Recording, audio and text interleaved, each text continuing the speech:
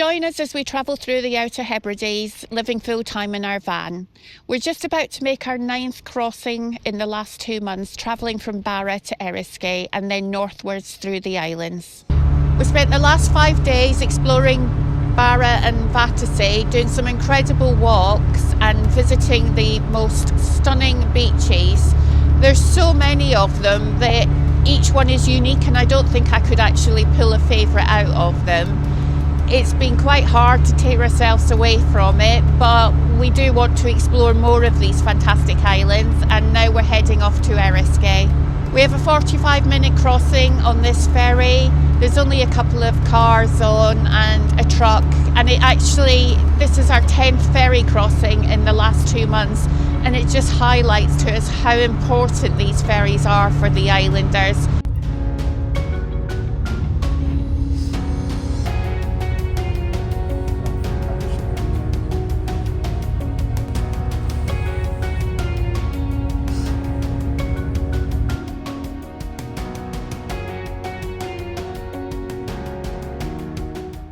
Okay, so we had a pretty uneventful sailing across from Barra, and we're now on Eriskay. We're stopping at the ferry terminal just a little bit longer, make use of some of the facilities. They've got some sort of fresh water, and we never drive past that without filling up. Chemical disposal point if you're that sort of van, place to dump your rubbish, loos, and believe it or not, a shower. £1 for 5 minutes, so I'm just going to go and test those out. Showers are pretty good. Took a bit of time for the hot water to come through, but I tell you what, just to find these at a very quiet ferry port is absolutely brilliant. Diane's somewhere behind me with binos, checking out what house she wants to buy, so that's a bit worrying. So this beach is quite famous for 2 reasons. The first one being that this was the first place in Scotland that Bonnie Prince Charles landed before he led the Jacobite rebellion. And the second reason is because this is the actual beach where SS politicians sank in 1941 with all the bottles of whiskey on board. Yes, the islanders reclaimed all these bottles of whiskey, and hopefully we'll see one later on. After we finished at Prince Charles Bay, we made our way round to the Politician that had been recommended to us. It's the only pub on Eriskay, and it holds a lot of the memorabilia from the ship that was wrecked, and then the film Whiskey Galore was based around that whole story.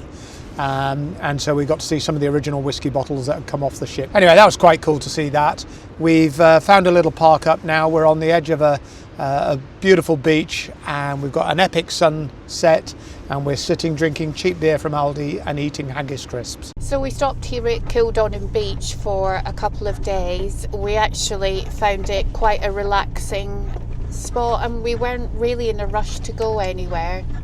We planned an early start to go and visit a woodland that's a bit inland, but a sea eagle decided to make an appearance for us, so we had to sit and watch that, and we were about an hour there watching this sea eagle flying around, who didn't seem too bothered by us, and we've had to make the decision to leave him now and to make our way inland because the day's getting on. But we're off to see this woodland, which is quite unusual for the Outer Hebrides because there's not a lot of trees on the island, so let's go and have a look at it.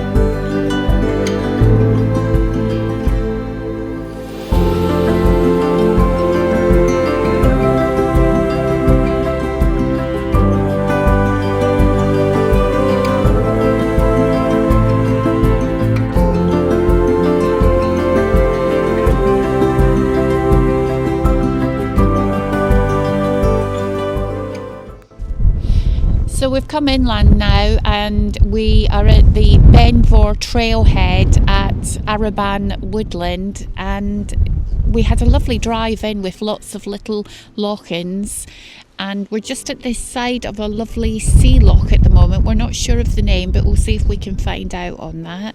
It's quite refreshing, actually, the change of scenery. We've been at the beach and the white sands for about a week now, so it's lovely to make our way inland and see some of the hills behind us and the heather scrubland as well, and of course these woods that we're going to have a look at.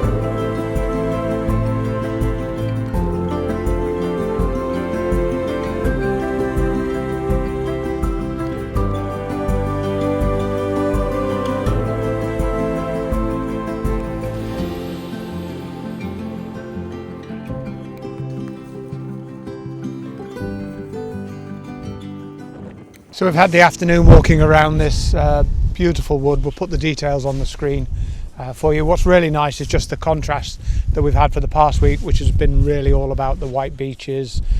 When we first came onto South Uist, we were a bit unsure. It seemed very flat, lots of little loch-ins, very agricultural.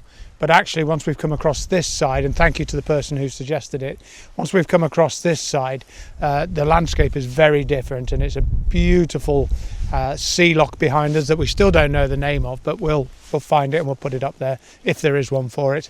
And it's just really nice to have that contrast. So South Uist is quite a gem.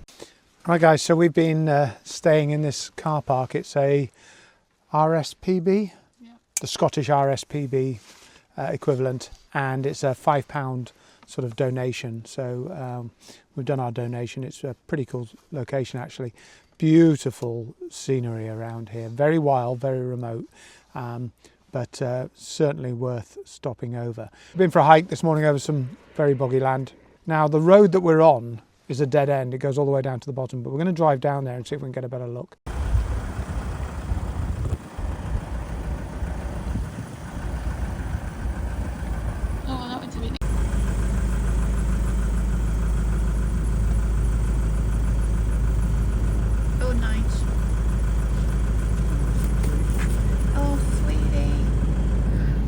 I've got anything. I know.